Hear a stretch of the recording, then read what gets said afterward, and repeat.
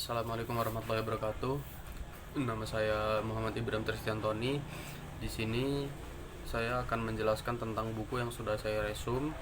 Judul bukunya itu How to Teach Writing karya Jeremy Harmer. Di buku ini tuh memiliki 8 bab dan 162 page. Jadi bab satu buku jadi di bab satu buku ini menjelaskan menulis sebagai sebuah proses, dan bab ini dimulai dengan menjelaskan awal mula kegiatan menulis itu terjadi. Lalu bab ini juga menjelaskan bagaimana manusia menulis dengan berbagai macam tujuan. Karena menulis digunakan untuk banyak kegunaan, maka menulis dibuat dalam beberapa bentuk. Nah, ada 4 tahap yang harus diketahui dalam menulis, yakni yang pertama itu ada planning. Sebelum memulai menulis itu harus menentukan apa yang mau ditulis. Nah, yang kedua itu ada draft, proses. Draft itu seperti kayak konsep. Jadi sebelum menulis itu kita membutuhkan konsep yang matang. Setelah kita memiliki konsep, setelah itu ada editing. Setelah membuat konsep, biasanya penulis akan membaca kembali untuk melihat apa yang kurang dalam tulisannya. Nah, yang terakhir itu ada final version. Setelah mengoreksi konsep yang telah dibuat, membuat perubahan yang dibutuhkan, kemudian menghasilkan hasil akhir dari apa yang telah ditulis.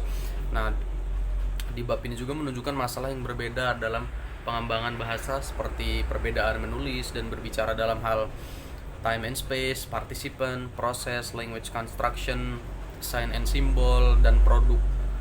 Nah, setelah itu di bab kedua, di bab ini tuh membahas tentang different purpose, different genre, text construction, cohesion, coherence, register, dan implication for learning and teaching.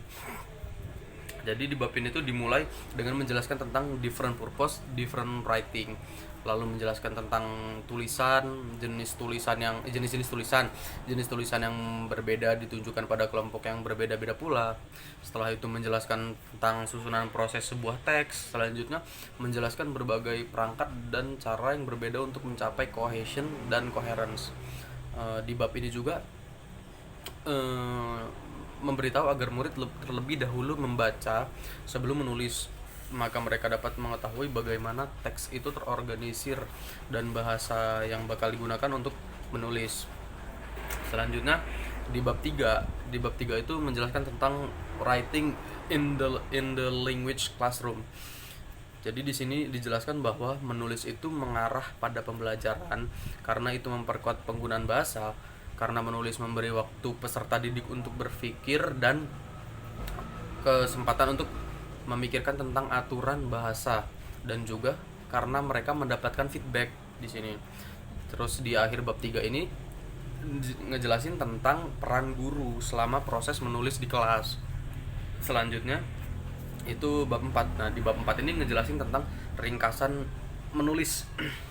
Seperti halnya skill-skill yang lain, juga memiliki komponen mekanis yang meliputi handwriting, spelling, punctuation, sentence, paragraph, dan teks.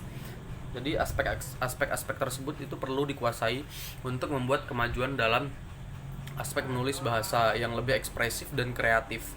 Nah, bab ini juga memberikan perhatian khusus pada kesulitan pembelajaran bahasa asing dalam menulis, hubungan antara ejaan dan suara, dan ejaan dan pembentukan kata.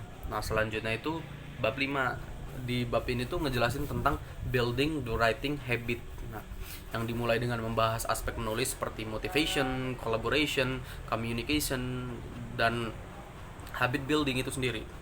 Lalu menunjukkan bagaimana tentang memilih tugas yang tepat untuk murid dapat tertarik untuk menulis, dan juga menentukan bahwa menunjukkan bahwa guru itu perlu memberikan pengakuan positif yang dengan menggunakan formal feedback.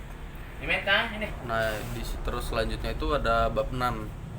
Di bab ke-6 itu menunjukkan bahwa genre dan sequence dalam menulis mempengaruhi satu sama lain dalam pengembangan menulis.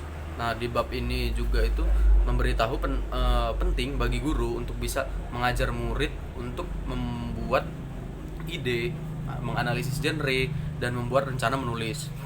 Selanjutnya bab 7. Nah, di bab ini menjelaskan tentang responding. responding, correcting, dan guiding. Nah, bab ini mengusulkan prosedur bagi guru untuk menilai, memberikan umpan balik dengan benar dan mengevaluasi tulisan. Juga menjelaskan pentingnya dari prosedur peer review dan correction, mengoreksi pekerjaan siswa, mengusulkan kriteria koreksi, menandai skala dan simbol koreksi, kemudian memberikan ide untuk memberikan umpan balik tertulis atau mengacu pada kamus atau buku tata bahasa. Nah, yang paling penting adalah bagian yang menjelaskan bagaimana melatih siswa untuk mengedit dan self correction. Nah, yang terakhir itu ngejelasin tentang pentingnya pekerjaan rumah itu sendiri dan mengkhususkan untuk membuat pekerjaan rumah itu menjadi berhasil untuk pembelajaran siswa. Nah, yang terakhir itu bab 8. Nah, di bab ini tuh menjelaskan tentang journal writing dan juga efek positif dari membaca dan menulis jurnal meskipun prosesnya sedikit rumit. Dan juga guru itu di sini tuh guru itu perlu menyemangati murid untuk ngejelasin tentang guru itu perlu menyemangati murid untuk menulis jurnal dan menunjukkan guru perlu membantu para siswa dalam menulis dan terus memotivasi mereka, khususnya saat guru merespon jurnal siswa.